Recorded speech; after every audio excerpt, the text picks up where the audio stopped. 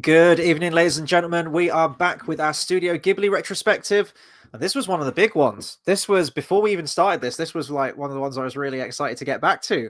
We're, of course, talking Spirited Away, which came out in 2001, directed by Hayao Miyazaki.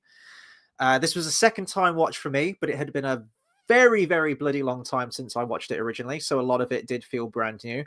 And this was a first time watch for you. And similar to my excitement for this, I was also excited for you to watch this for the first time because I mean, I don't want to speak for you, but knowing some of the stuff that you're into and like fantasy worlds and everything, the Alice in Wonderland kind of vibes of fantasy worlds. No, else I came out thought, in 2001, Attack of the what? Clones, but it didn't. It was closer to 2001 than Phantom Menace, so I thought it was 2002 was Attack that's what of I the said, Clones. but it didn't. Yeah. It was closer to 2001 Uh-huh. than Phantom Menace, so that's all I'm saying.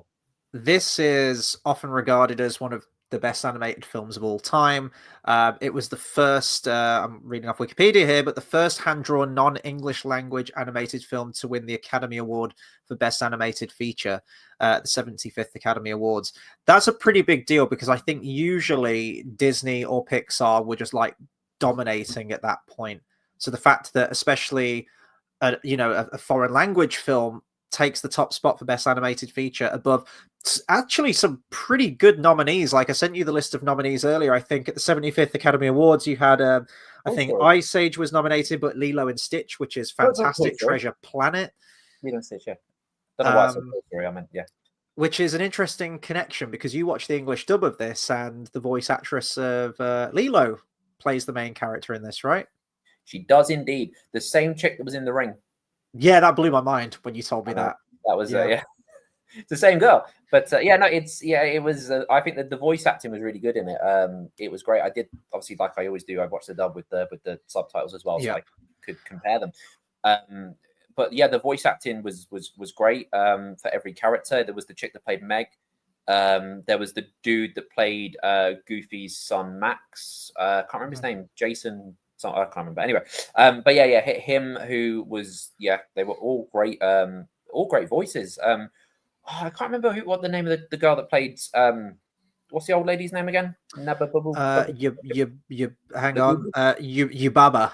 That is, but yeah, the two that played her again, really, they were all great voices. I think everyone was played fantastically. There was a lot of there was a lot of personality in every single character. Every single character was different, which was great, and they were all weird. And I think it was. I mean, when I create a lot of things, I'm a very weird person. I do a lot of weird things, as you know. I say things that are random, and I think random things that But I watched this, and I was like, I feel like I'm not weird enough. Like there was moments I saw it, and I was like, it was great, and it was just it was so. Everything was just different, which was great about it. And like I said, every character had a personality, even when they were just background characters. Like like when when she got in the lift and there was the big like Yeti looking troll thing that would like. He's a turnip spirit. I watched a video on the folklore stuff. Yeah, so similar to Pompoko for me. I was watching this film going, I know I'm not picking up on a lot of the folklore elements, the mythology, because they tend to pack these films full of that, especially when it's like dealing with like the Shinto religion stuff. I mean, it's vast. I'd love to read books on it and get a little bit more clued up on it at some point. But yeah, I was watching this film going, I'm missing a lot of the connotations of some of this stuff, which I'm assuming maybe like Japanese viewers of this film, just it's like an everyday thing for them and they just know what it is. But yeah, apparently that's like a giant turnip creature. Is it a yokai? Yokai, is that what the name? I've heard that. Or kami, spirits of something like that. Yeah, he had nipples. He did. He did have nipples. There was an extreme close-up of the nipple at one point. Yeah, so this film, I mean, in terms of like Japanese film history, until fairly recently, actually, this was the highest grossing film in Japan. Making 31.68 billion yen, which I think equals out to somewhere just underneath 400 million. I think that's worldwide though. And it held that record until 2020. And I'm going to absolutely butcher the pronunciation of this, but there was apparently a film called Demon Slayer Kimetsu no Yaiba, the movie Mugen Train. Is that new? It came out in 2020. Yeah, because Demon Slayer, I've heard about it. Like, I know what it is. I've not. I think I watched like one episode and I was like, like my attention span's terrible. I probably would like it, but I was like, and yeah, but I know it's a big, big thing. So, but it took what 19 years for something to overtake it. Yeah, this held the record for 19 years until something else came along. This was one of the Studio Ghibli movies, as I mentioned, when I watched a handful of them years and years ago now, to the point where I had forgotten most of them. This did stay with me though, and when it comes to fantasy, I mean, you guys all know, if you follow the channel, you know that I'm a huge fantasy fan. You know, swords, sorcery, and things like that. But I also like the really random, kind of dark and scary, sort of like folklorish Brothers Grimm kind of fantasy as well, or stuff like Alice in Wonderland or Wizard of Oz, where it's just someone thrown into a magical world where there are no rules, things don't make sense, and there's sort of like kooky, weird, colorful characters. Some of them can be a little bit sinister, some of them can be helpful, and it's quite episodic. I remember the first time I watched this, and very, very quickly I was picking up on a lot of the parallels to something like Alice in Wonderland. You've got a girl of like maybe like roughly the same age. Instead of going down like the rabbit hole, she goes through the tunnel into this magical world in Spirited Away. It's almost like this gateway that takes you into the spirit world. And then she's just trying to find her way home. Essentially, you know, there isn't really much of a plot to Alice in Wonderland. And throughout her journey, she meets, you know, many different creatures, spirits, whatever, some that help her and some that hinder her. And I really liked that about this film. I think just like the initial premise, I think is just, it's a really simplistic story. There's a lot going on, especially when we get into like the, you know, like the midway point of the movie.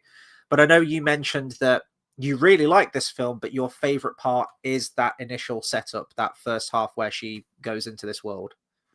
Yeah, it's that whole because I didn't dislike the second half at all, but it was one when it got to like an hour in, and then I think because when it gets to an hour in, it kind of starts having more like when Thingy turns into a dragon and all that, you know, like there's more starts happening.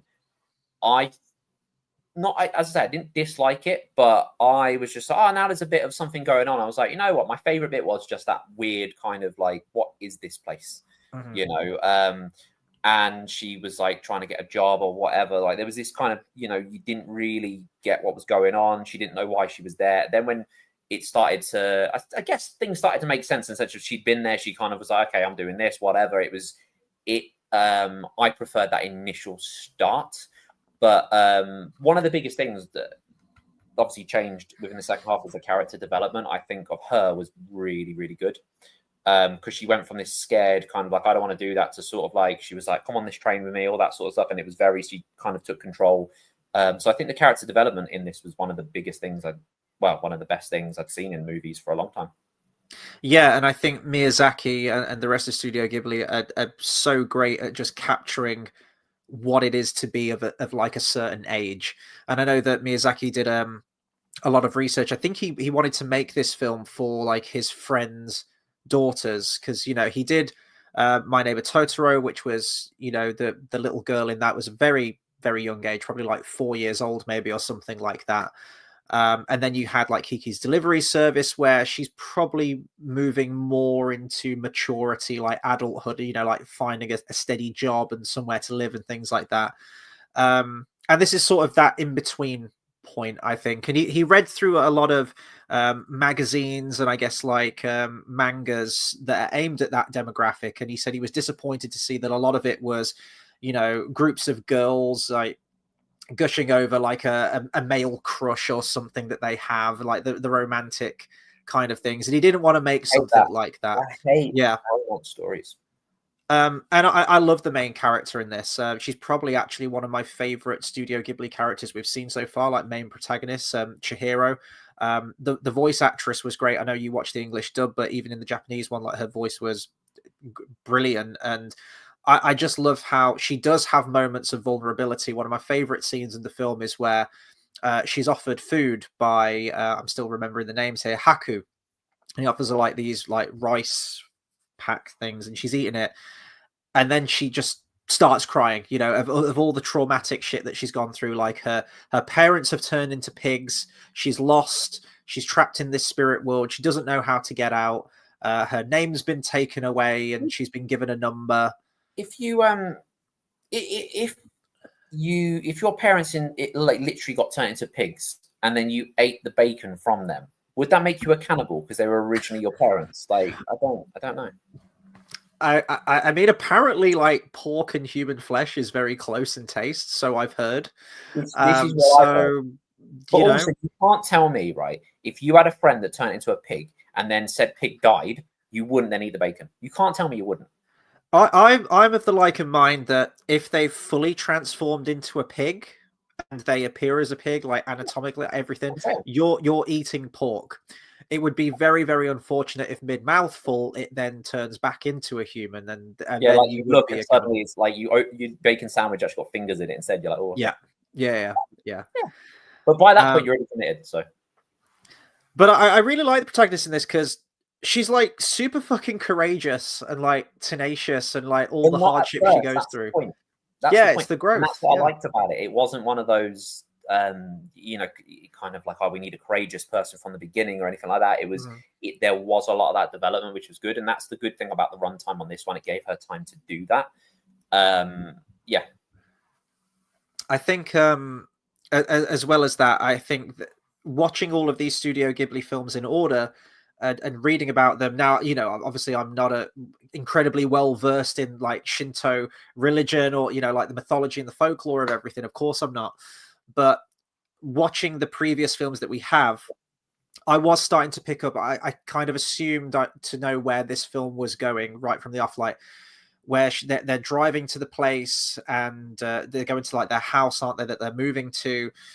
And she's looking outside and she's seeing these old shrines that are kind of dilapidated. And we've seen a bunch of Studio Ghibli films that have dealt with the whole Shinto thing and had that in the backdrop, and seeing that they're all sort of disheveled and forgotten about. And this new generation, which is Chihiro, she asks her mom, she says like, oh, what are those things out there? Like, she doesn't know. And it's that generational gap of how they've lost that sense of community and history within the Japanese culture, that they're forgetting about, the spirits of the rivers and the forests and everything that we come to see.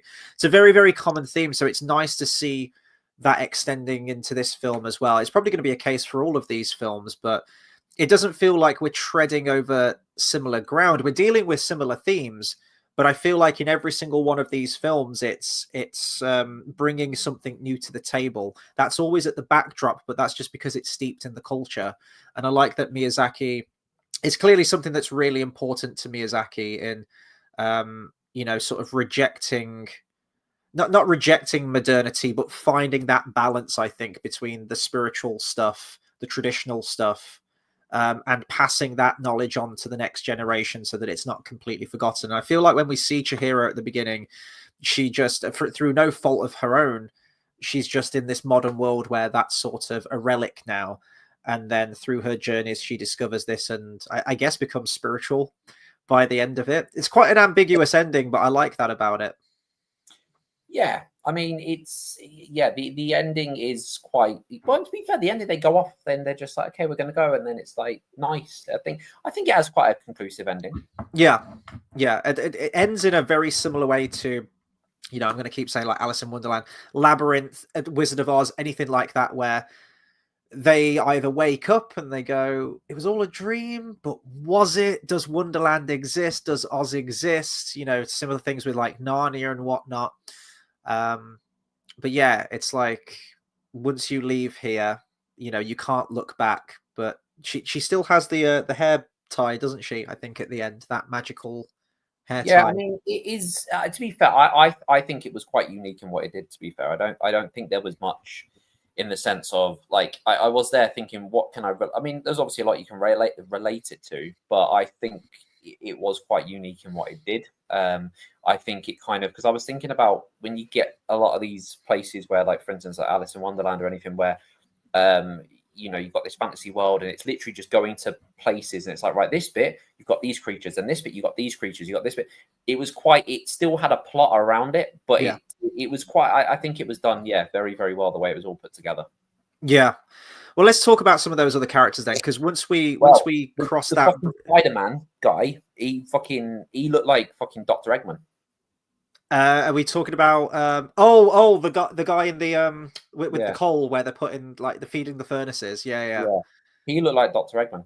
He did a bit, yeah. I Just love like the really designs on the characters, like some really the little weird sword designs. things. I swear, weren't they exactly the same as in Totoro?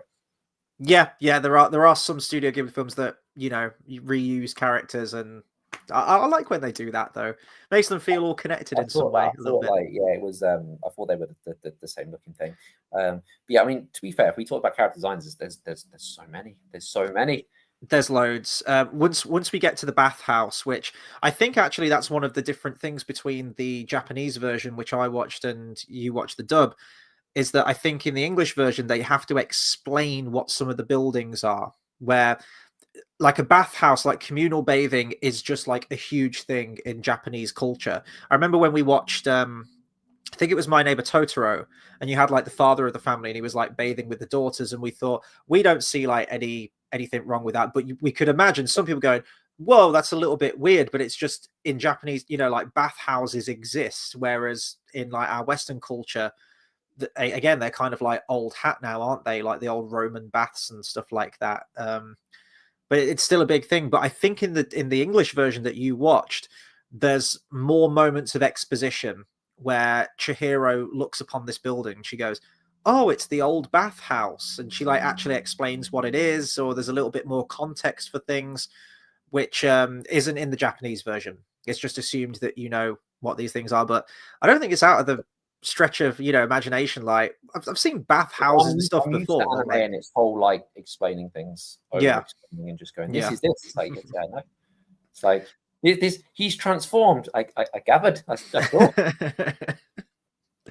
But once we get here, this is where, yeah, all the wacky, wonderful creature designs, monster designs, spirit designs is just amazing. I was just watching this film thinking, like, how on earth did they animate this? And I feel like I've said that with a lot of the Studio Ghibli films, but especially when you've got so many characters on screen at once and so many moving parts. I mean, the backgrounds look phenomenal, the colors and everything, but I can't even imagine just drawing some of this stuff frame by frame, and it blows my mind. It really, really does whenever I see like a feat of animation like this.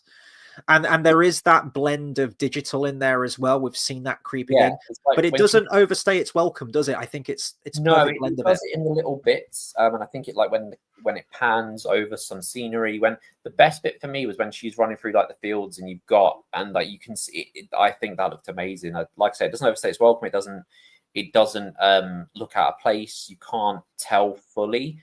I mean, like you can tell, but it's like, for instance, I mean, I can't remember which movie I likened to this before, but Beauty and the Beast 2, you know how you can see what's his name? Forte, yeah, yeah. Piano Man, yeah, him. Yeah. You can tell that's 3D and that's different. I mean, I know that was obviously that was done on purpose. We that was done so he looked it like I get that. But like for instance, the blend of this was so much more like rather than like just this looks 3D. Do you know what I mean? Mm-hmm. It was sort of like this is done here for this reason and like that. It was all blended very, very well. Yeah. I was going to ask you like who your favorite character was or favorite creature, but I think one of the main talking points is, and a pivotal character in this film, I'd say, Maybe is there's the baby, there's the my big favorite. baby, but That's my favorite. I was going to go No Face. What a very, very enigmatic character. Yeah, I like No Open. Face, but then when No Face got hair, I was like, why are you giving him hair? You've made him real. You made him an actual human. I didn't like that. I was like, you're giving him human elements. Open to a lot of debate, this character, as to what we think his significance is, and what when I first watched this film I was very confused about this, because I probably wasn't giving it my full attention at the time, I'll admit that. And I was watching it and I thought that No Face was just like the villain. I was thinking sort of like Western movie mindset, like, oh yeah, well, No Face is clearly the villain of this film. And it's when he turns like all grotesque and he's like vomiting and he's like tearing after her through the corridors, and he's chasing after her. And then they get outside and he calms down and he's fine. And then he You slowly know, like walks a dog. and he sits on the train with her. And then all perils over. And I watched that for the first time thinking, well, hang on, he was just chasing her. I missed the line where someone says, oh, he's not sort of acting bad now. He's outside of the bathhouse. I miss that very, very key line. And I don't think there really is a Japanese folklore character who No Face is based off of. I think he's just sort of like an original design. But to me, he just reflects what's around him. So when he goes to the bathhouse, it's full of, greed and gluttony and excess. And that's what he grows into. He grows into a literal, grotesque monster. When he's outside and he's shown kindness and sort of passivity by Chihiro, he calms down and he's calm and collected. He's not this horrible monster anymore. And then by the end of it, he's taken into the home, isn't he? He's put to work and he's shown kindness and everything.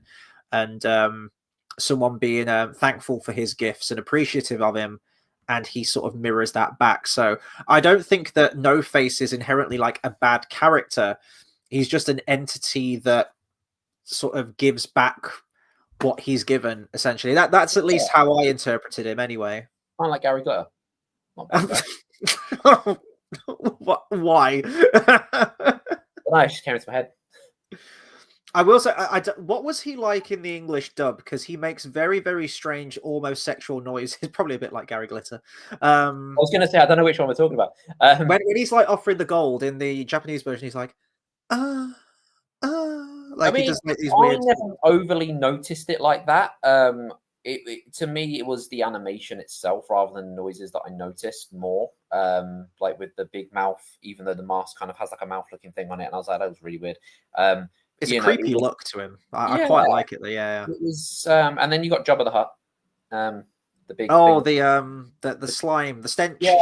Spirit. Yeah, I noticed the animation on a lot of them more than the actual like how they sounded. I think that is a testament to how good the animation was, and how the design of all the characters. It was like they really took care of designing the characters rather than let's do this, let's paste this over this, and blah blah blah blah blah. Well, yeah, the stench spirit, when all the water's like turning muddy and it's leaving that like grim, grimy trail behind it, and all of like the putrid stuffs, like you could almost smell it through the screen. Like it was animated so well, and where Chihiro sort of like wading her way through the mud to try and cleanse him and sort of like rain the water down on him and everything. That's where one of the main environmentalism themes came through, because I was waiting to see where it would be, because I know that that's always a prevalent theme in a lot of the Studio Ghibli movies, where she says he's got like a thorn stuck inside him and she needs to pull it out. When she pulls it out, all of this, human pollution and waste, you've got like bicycles, you've got trash can, everything that's polluted the river, and essentially.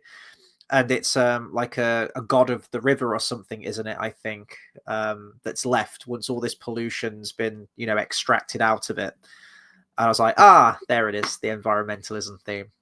And then you also have something similar with Haku as well, who himself is also like a guardian spirit of the river and whatnot. And I think he mentions at one point that his river or something, or where he used to reside, was built up on. They built like houses or like factory. I can't remember what he says, but he lost his home and he lost his name and his identity when he entered this spirit world. And yeah, when he's given his name back at the end, that's where he sort of becomes that guardian of the river again. So yeah, very, very similar themes coming through with all of this. I remember also being confused by that the first time I watched it, the whole thing of him being a dragon and a spirit, and I was very confused by that. But again, having watched a lot of these Studio Ghibli films now, I'm starting to get it a little bit more. But they are very different. They are very, very different from sort of Western films. You've got to sort of go in with that mindset, like the pacing, the plotting, sort of the character archetypes is very different, I think. It's weird with the pacing, because in a lot of Western films, the thing is, I think it's that whole, it's kind of always capped to like an hour and a half. I think with Studio Ghibli films, I don't think they ever really care how long it is. I don't think there's ever been, it's not really consistent. I mean, a lot of them, there is kind of a consistent 2-hour thing, really, when you think about it. But like, they don't seem to do it in the sense of let's cap it at this, let's do this. They kind of just tell the story, and it's as long as it is. You know what I mean? It's as long as it needs to be. It's funny you should mention that, because Miyazaki, his original plan for this film was over 3 hours for Spirited Away. He had a lot of extra scenes in there with the story, the original story that he wanted to tell. He admitted there were some scenes that were just for like eye candy in terms of the animation, and he had to just chop this to pieces basically, and get rid of maybe some of those more self-indulgent scenes and try and focus the story down as much as possible. So this just clocks in over 2 hours, which is it's lengthy for an animated film, but it could have been so much longer. We could have had like an extra hour on this thing. I really don't think this film needed that. I think that the runtime's fine as it is. Probably a good decision. It didn't need an extra hour. Yeah. Another theme I wanted to talk about, and I was watching this. I don't know if you got this comparison too. Pretty early on, at the very beginning of the film, where they enter through the tunnel and they find all the food, and the parents just, they're really greedy, they're gluttonous, they're just, shoveling all this tasty food down them, and they turn into pigs. That theme's used in a lot, in Animal Farm. That's, like one of the main things. But it was reminding me of Pinocchio a little bit, like Pleasure Island, where there's all excess and they're drinking and smoking and gambling and stuff, and they turn into jackasses, which are either sold for meat or sold to mines or whatever. And I think that I keep forgetting her name, Yabubu, Baba Yaga, what's her name? Yubaba, that's it, Yubaba is a very similar kind of character, how she's luring people in and just like putting them to work and transforming them into these grotesque creatures essentially for her own gain. I got reminded of, what's that girl from Penguin called, the one that eats a lot? Sophia Gigante. There you go. Her. I got reminded of her when they were eating. I was just like, it reminded me of them. And then they turned to pigs and went, I can see why they're eating a lot. I get it now. I think I've seen that trope in like some other again, like Brothers Grimm kind of stuff, like folklorish stuff. I was thinking, you've seen Pan's Labyrinth, right? You know what? I've not seen Pan's Labyrinth. Oh shit! Okay, well, I don't want to give about it a lot, and I'm like, yeah, I will, and I've just never got around to it. You're gonna love that. You'll love that film. I'm okay. I won't go into spoilers with this, but there's a creature. There's a creature that she has to sneak. Yeah. She has to sneak into its lair, and it's sat motionless at this this banquet table, and the table's completely laid out with this lavish food, everything you can imagine. Like the meat looks succulent. There's like cheeses and fruit and everything. It's just an absolutely beautiful spread. And the fawn warns her, when you go in, do not touch any of the food. Don't consume anything. And I think it's fair to say that she does. But it's that temptation. It's a similar thing in Aladdin, like, the Cave of Wonders. Don't touch any of the treasure. Only touch what you need. Only touch the lamp. It's a trait with women, though. Like, what was it, Adam and Eve? And it's always... like forbidden that's fruit. What I mean, it's like a thing. Yeah. But yeah, I've definitely seen that trope before. So when there's all this food around them and all this temptation, it's like something's not quite right. This isn't meant for us. Maybe we should partake in all of this stuff. I was watching some videos earlier, some analysis, and they said that, well, why would the food be there? And apparently offering food, well, this is in a lot of cultures, but offering food to the gods was, something that was done in Shinto religion, with like offerings would be made of food. What I don't understand about that, though, is like gods wouldn't eat human food. I don't get that. Here's an apple, but what I want to know is, you leave the food out and you go, that's for the gods, but really you're just going to have loads of food that starts to go bad and starts to stink up and probably draws in vermin. Isn't that what you do with Santa? So yeah, I guess. But then someone's got to come in and just like clean that food up, and then people go, oh, hang on, you're cleaning the food up from the gods. It's like, yeah, but they didn't eat it though, did they? And it's going bad, it's going moldy. Like, why I never understand religion. But yeah, so, and then I think there's probably like a criticism on sort of like Western culture of consumerism, where he's like they're pigging out on all this food, and then he says like, oh, we've got like credit cards, we've got cash, like we'll just pay for it at this amusement park. I'm just gonna like stuff our faces. The food did look really good though, I must admit. Would you have eaten the food if you'd got there? Would you have gone for it, or would you have gone, hang on a minute? Do you know what? There's a part of me that would go, well, actually, hang on, if there's no one around, I don't want to die. But then there's also part of me that goes, it's food in it, like, you know what I mean? So I don't know. If it's just left out though, I don't think I would go for It it. was cooked. You could. It was like it was warm. It wasn't Yeah, but there was just no one around. It's so weird. So, but you don't know how long it's been left out, is what I'm saying. It was warm. It'd been cooked, so you knew it had been cooked, like it was fresh. Maybe, I don't know. I think it's like, you know, when you go to like, maybe a bad example because I guess it's not as fresh. You know, when you go to a restaurant and you see like on a table like someone's left like half a pizza and that pizza's immaculate. There ain't nothing wrong with that pizza, and you think like, is it socially acceptable for me to like just take what hasn't been eaten? Like the couple's just left. There's other people there. Here, there was no one there. That's the difference. Yeah. So you don't have to think socially acceptable with that. These are the questions worth asking. I'm trying to think of anything else we could talk about this film. Any other scenes that jump out to you, or do you have a favorite scene, a favorite moment? Well, to be fair, my favorite animated shot I already spoke about with the field. That I think was my favorite animated shot. One of my favorites was Labubu, whatever her fucking name is. We're gonna call her Labubu because that's what I remember. Where she does, it's to, I think it's to the dude. I can't remember. I just remember she moves really, really like creepy, like where she just dashes forward, and it's like a horror character. And I thought that was really cool. It's a really nice touch because this was a really cool. It could be creepy at the so like this is one I want to point out. So you know when she but the baby's next to her and it's like, oh, play now. It's like, oh, I'll play with you later, blah blah blah blah blah. And it gets really fucking weird and like that. It has that level of being creepy, but it's still a kid's cartoon. It's got that weird level, which I really liked. It felt like it didn't really sort of shy away at being like horrific as well, because even the guy with the arms, the furnace dude, that was a creepy look, and having that from the beginning was already like because I mean going back to Alice in Wonderland, so the American McGee Alice, the one of the era the like bits that you go to is like a quite industrial, and it had that kind of feel to it obviously, and then he's got that creepy look. It's already a very sort of like, this is a bit disturbing, which is really cool. And I mean, because everyone finds spiders disturbing, and having him have like 8, well, I didn't have 8, I think he had like 4 or whatever, but you know what I mean, that whole thing is that kind of disturbing look, and I thought that was quite cool. It's something we don't see as I mean, nowadays they've even got fucking arachnophobia mode in games because people find that shit weird and people don't like it, and it's and it just had that, which I thought was really cool.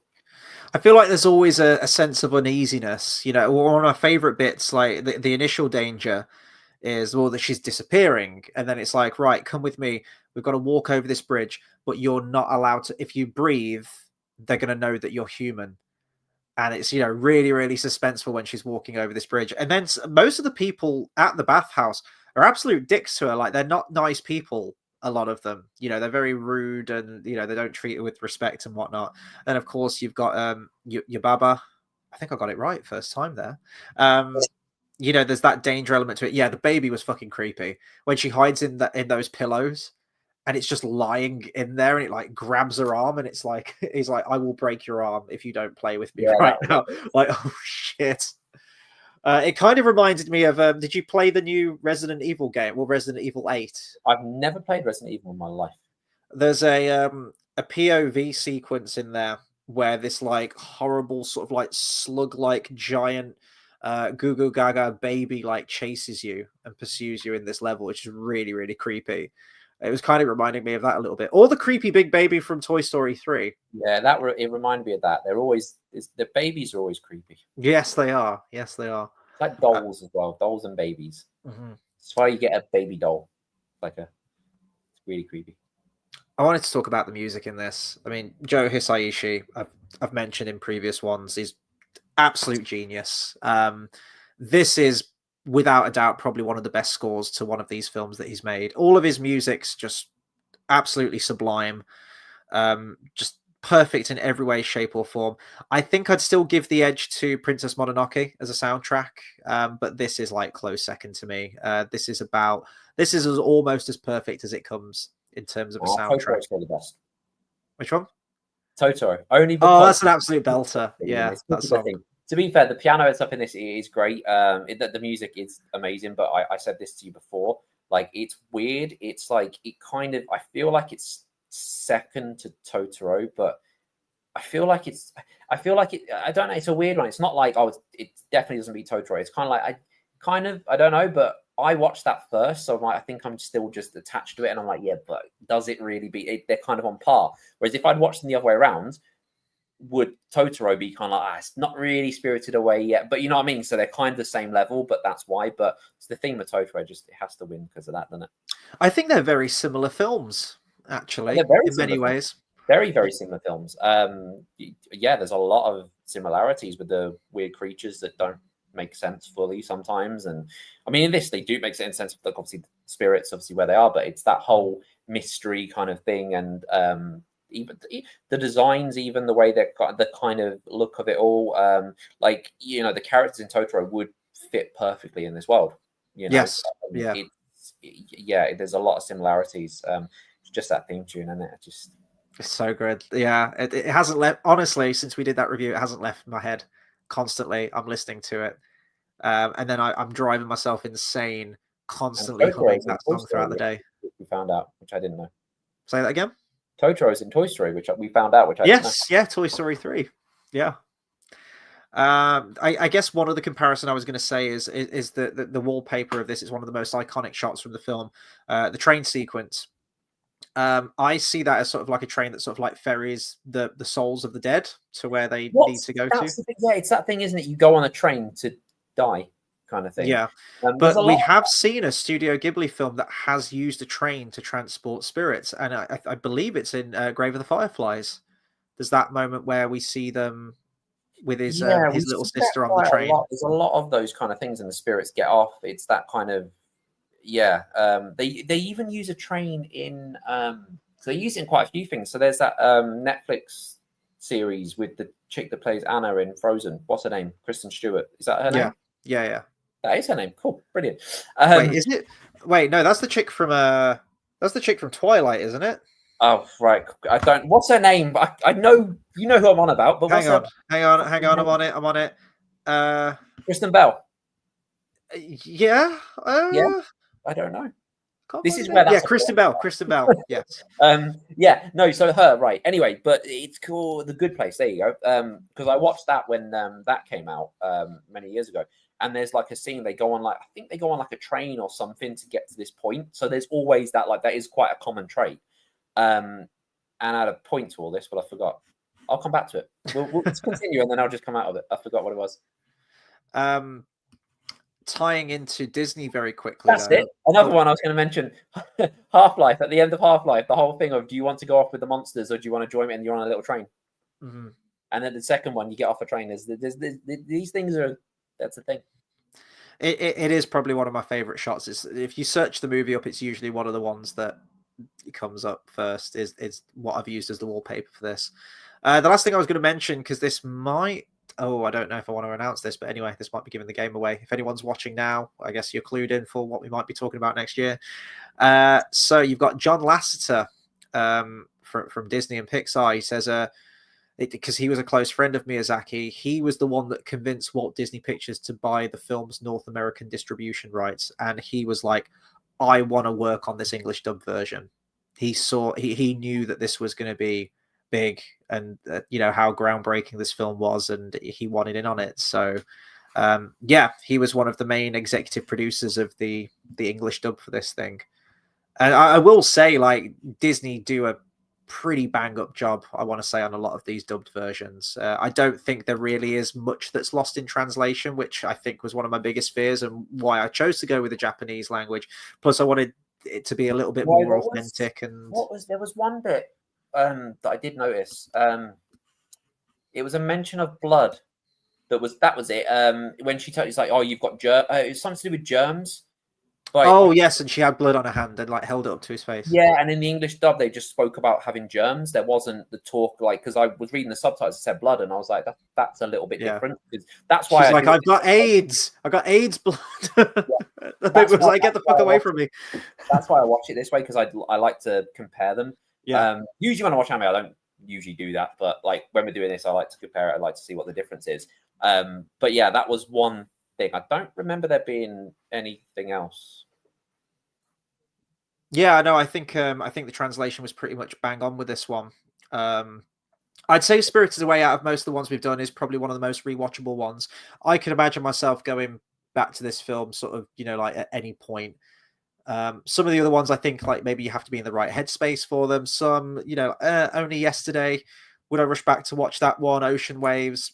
Probably not. This one, absolutely. I could go back to this one. And it was a very tough year, I think, for the Academy Awards that year for Best Animated Feature. Pretty much all the other nominees are brilliant animated films in their own right. But I've got to say, I think it went to the worthy winner. If you're looking at a film that's purely based on which is the best animated film of this year, Lilo and Stitch is great. Treasure Planet, that's one of my favorite Disney films of all time. But yeah, this is just every single frame is a damn marvel in this film. It's just incredible stuff.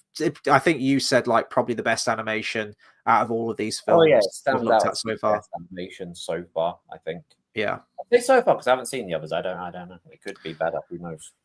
Well, our next one is The Cat Returns, which is sort of like the spiritual successor to oh god, what was it? Was it Kiki? Oh, flipping heck! Whisper of the Heart. That was it, wasn't it? Yeah, it's spiritual successor to that. And you've got the Baron character, the cat, and it's much shorter as well. You'll be pleased to know, 1 hour and 15 minutes next week. The film. So that's our next one. The Cat Returns. So I've never seen that one. I think these timestamps lie to me because sometimes I've seen things that go, it's an hour. So I have I'll watch something. And it'll be like 1 hour and 10, let's say. And I'll go, right, I've got 1 hour and a half till I have to do this. So let's watch this. And then I'm still watching it. And I'm like, I've got to leave. And I'm confused. These timestamps lie to me. So I see a 2-hour movie. I'm like, who knows how long it is? I'm just telling you what I see. 1 hour and 15, apparently. It'll end up being 2 hours.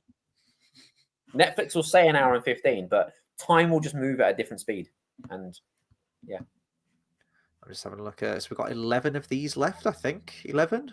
So 1, 2, 3, 4, 5, 6, 7, 8, 9, 10, 11. Yeah, 11 films left, and then we're all done.